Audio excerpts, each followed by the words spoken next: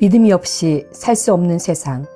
하나님께서 천지를 창조할 때에 믿음이 없이는 살 수 없는 세상으로 창조했다고 본다.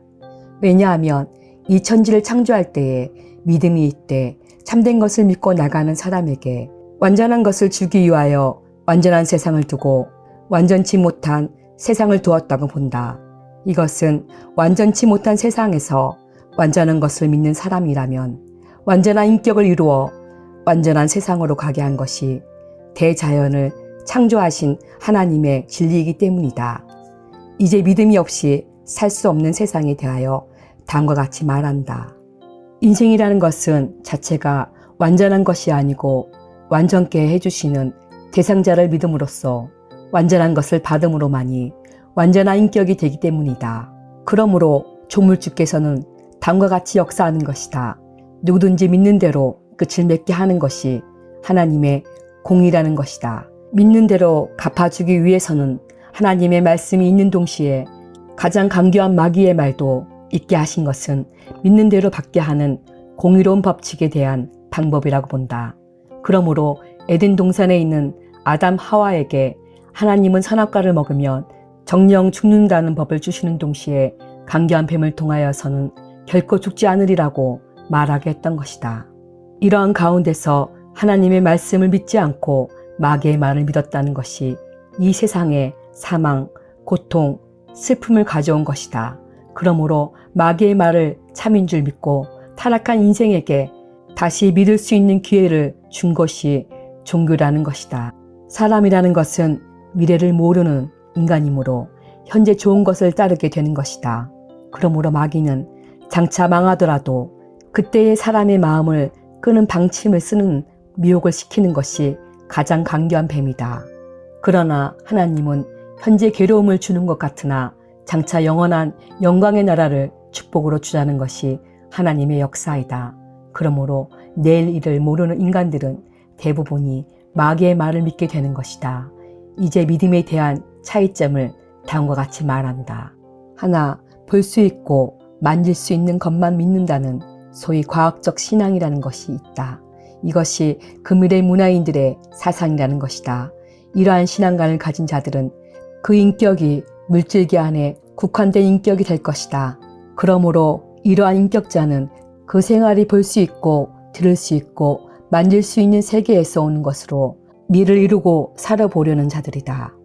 이러한 생활은 인생의 생명의 가치를 다 발휘하는 생활을 할 수 없다.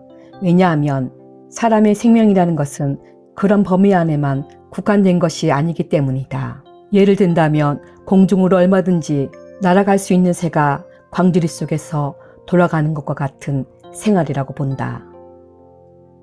둘, 신비를 믿는 신비주의적 신앙이 있다. 이 사람들은 볼 수 있고 만질 수 있는 것을 믿는 신앙보다는 좀 더 들어가서 육안으로 볼 수 없는 세계를 영안으로 본다는 것과 손으로 만질 수 없는 신의 역사를 몸에 체험한다는 것이다. 그러나 이러한 신앙 노선은 예를 든다면 아무런 목적 없이 술을 먹고 즐기는 것이나 다름이 없다. 신비의 체험으로만 종교의 신앙에 미를 두는 것은 한 광신의 신앙가가 될 수 있다.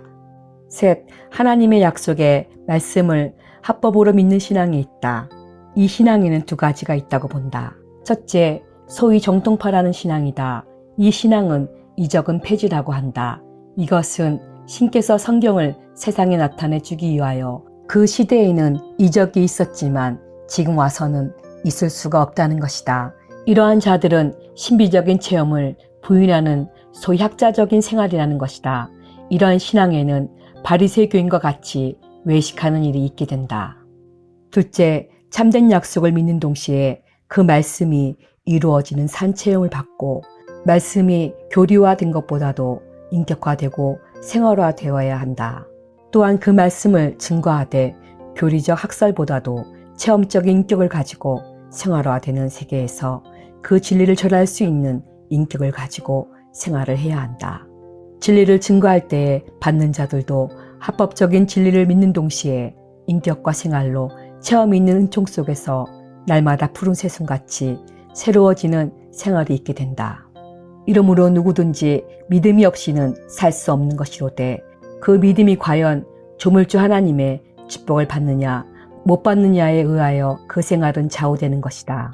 신앙은 완전한 세계에서 완전하신 조물주를 통하여 완전치 못한 인생에게 주는 것을 받는 하나님의 사랑의 법칙을 믿는 것이다. 믿음이라는 것은 천하를 주고도 바꿀 수 없는 것이 참된 믿음의 선물이라는 것이다.